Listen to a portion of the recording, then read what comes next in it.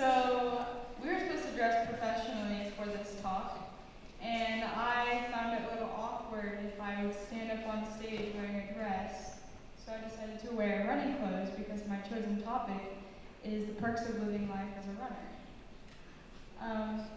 So I'm going to ask a question. Why is it that the things that we do or that we eat, like why are those things, why do things that taste so good or feel so bad end up not being so good for us in the future?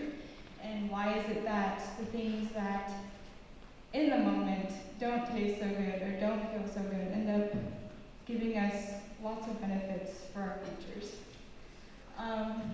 Running is one thing for me. It's hard to start running, but once you keep going at it, it gives you many different benefits in all aspects of your life.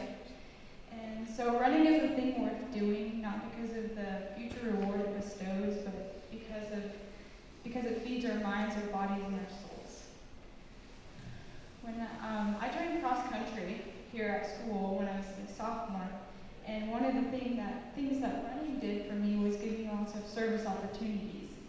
And as you can see behind, these aren't real pictures of what I encountered because I couldn't get them. But we aided, as this left corner pictures shows, we aided at several large races in the Rogue Valley. One of them being Pine to Palm, which is a 50-mile race. And so it's in the summertime, so it's really hot. And we go to an aid station and we start handing out water and food to those who are feeling a little dehydrated or under the weather. So this also helps with communication skills, being able to understand what the runner needs, and being able to help someone is also like a good feeling. It touches your heart. We also, there's kids running up in the right corner.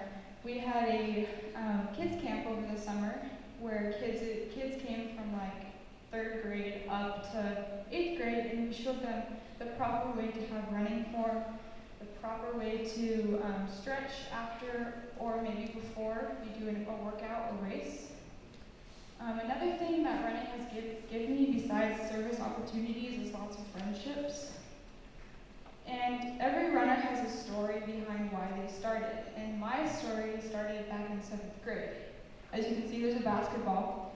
And I used to play basketball all the time. It was my life. I did it 24/7. And then in 7th grade, it kind of started to change. I remember watching the older girls running. And during practice, they were so fast. And I was a 7th grader looking at these 8th graders. I want to get faster, I want to get better.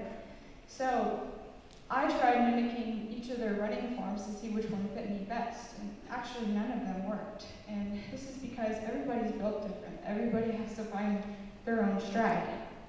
So I made the courageous decision to start running after practice. And I told my mom, just drop me off 3/4 of a mile down the road, I'll run home. So there I am, getting outside the car in my Converse, my high socks, and my shorts, very stylish. I start running home. And before I knew it, I was running every day after practice, and I did 2 loops of that, and then I was running further than that. And pretty soon basketball season was over, and I was running during the weekend or more days than I was previously. So that's my story. That's why I started running. And what became a self-driven thing became something that I'm super passionate about, and I do it every day, and I love it every step of the way. So there's progress. I didn't just step outside of that car and start running and be like an ultra-marathon runner. It wasn't like that. I had to make my progress, and these three things are the things that will help you progress in different aspects. So speed, length, and terrain. Every week I try to plan what I'm going to be doing that week. And each of them are a separate workout that will all benefit me in my endurance, my strength, and my speed. So I'll try to run 2 days of distance, 2 days of hills, and 2 days of a race-paced 5K. These things help me with an overall understanding of that you need to work more than just one muscle. It helps you progress faster, and it withstands from injury. There are downfalls to running, and injury is one of them, but also a lot of people suffer from immunity, where your iron level becomes low. So a way to avoid this is to take iron supplements. Some people can't take iron supplements, so you have to eat foods that are richer in iron, which is fortified cereals, beans, oysters. I don't eat oysters. I don't really know who does. And then you, okay. Oh yeah, and then dark leafy greens like spinach. That one's good. It's my favorite. But you need to stay healthy when you're a runner because it's important. And the reason why it's important is because it can help you academically.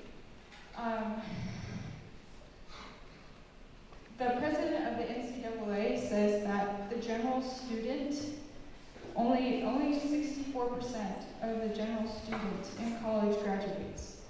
That's everybody. The student athletes, 68% of the student athletes, they all graduate. So if you're looking at the 64%, a large sum of it is student athletes. So you can see that there is an incline of knowledge when you have a self-driven, self-dedicated well-being. I also run, knowing that I'm going into college soon. It's stressing, and I run because it relieves most of my emotions, and it can relieve stress in the past and in the future, and it could just be the present.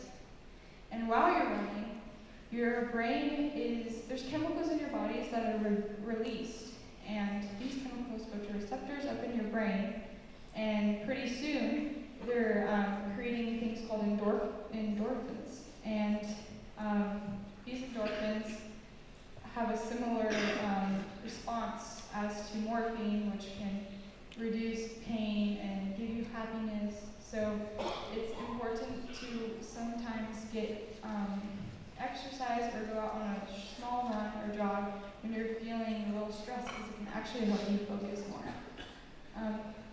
I just want to touch down that running has always been a lifestyle.